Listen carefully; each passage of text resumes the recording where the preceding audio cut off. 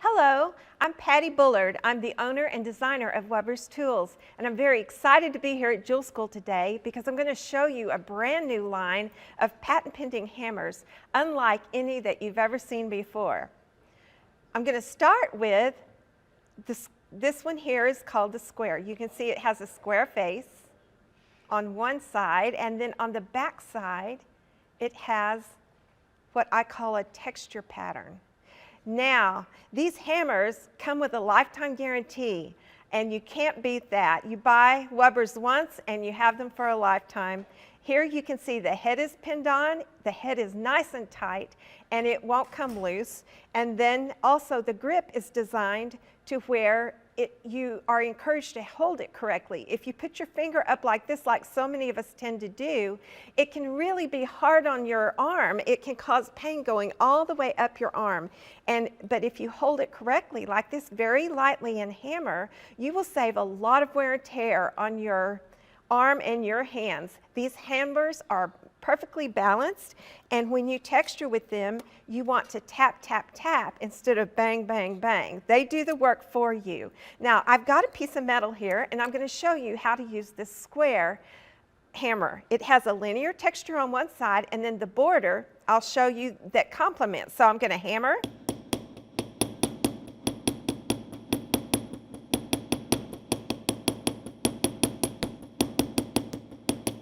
And remember, we're after a texture. We don't necessarily want a pattern, we want a texture.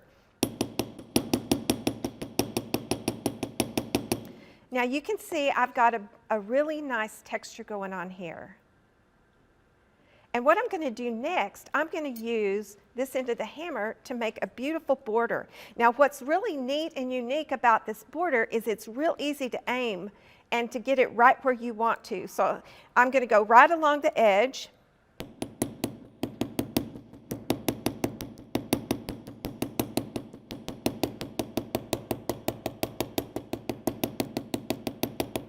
And you can see I can get a very uniform border. Now the other beauty about this hammer is I could use this end to also make a texture.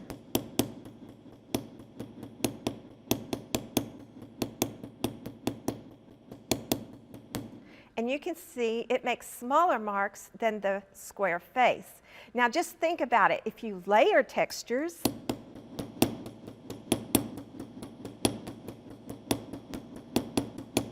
you can get a really nice,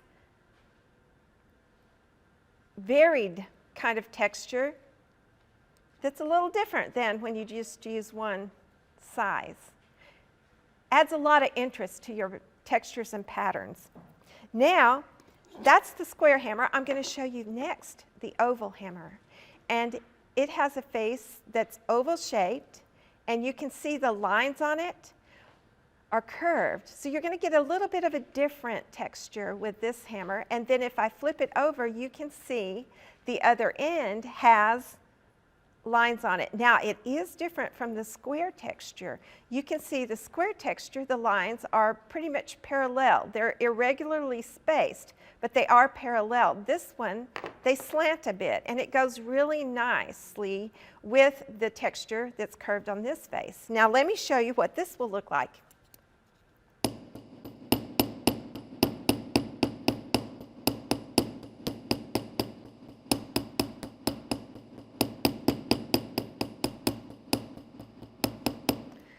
Now, when I first did this, I looked at this and I thought, that looks like a field of tulips, if only it had some stems.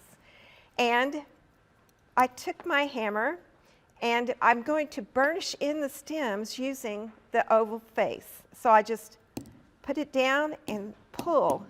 And what it's doing is I'm putting in some stems on my Monet style tulips, and you can see the lines there. I can show you a finished, some that have the patina on them. Let's see if you can see this one up here. And let me see if I can get it angled. There, you can see the lines in it. And the one right next to it is another one. Just a little different pressure used. This side has all the different, not all the different, a few of the different patterns you can make using the oval texture hammer. And while I go, let me go back a little bit, the square. These are some of the textures I made with the square over here. You can see I can vary the border width, make it very interesting, or I can keep it very uniform. You can put borders on things with a rounded hammer edge, but when you're working with a flat or a square piece that has a straight edge, these put a beautiful texture along the edge, and you can get it very uniform. Now, I'm going to show you two more hammers, and I'm really excited about these hammers. They're sort of, I guess they're brother and sister. They're not twins. And if you look at the faces, you will see that it's a triangle shape. We designed these shaped hammers to sort of go along a little bit with our shaped pliers, the mandrel pliers. But here you can see one has lines in it and the other has indented triangles. And also one has the point going up and the other has the point going down. And believe it or not, that's really important in your mark making because it does affect the way that your hammer marks the metal. Now, I'm going to show you what these two hammers can do. I'm going to use a bigger piece of metal here. And first I'll show you this one that has the indentions on it. And I'm going to just put a texture right down here.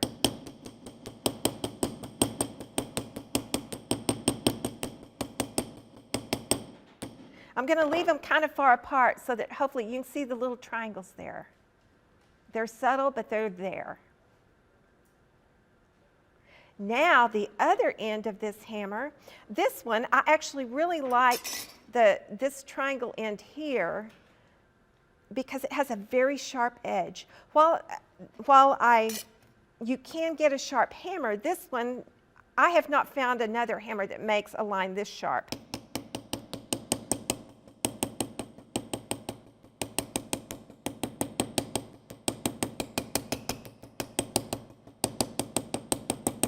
Now you can see very sharp lines there.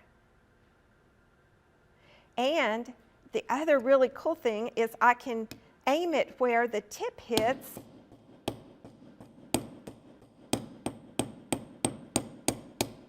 and also get really tiny little triangle-shaped divots in my metal.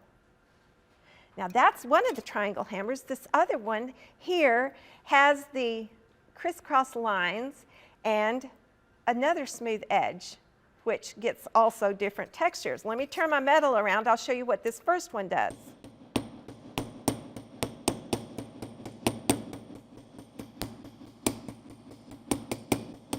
Now, if I just hammer straight down, I get a different kind of triangle.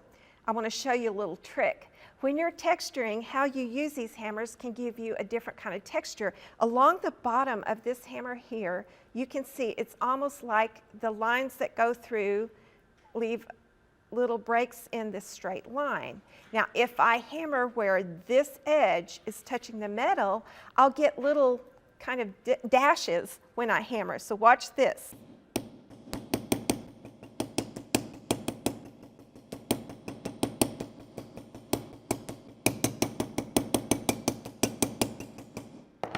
Can you see how it looks like little dotted lines? That's because of that break in the pattern. Now this one, when I flip it over, this point is in a different angle and I can use, let me switch metal here. That one's getting kind of curved. I can use this point to put an edge on.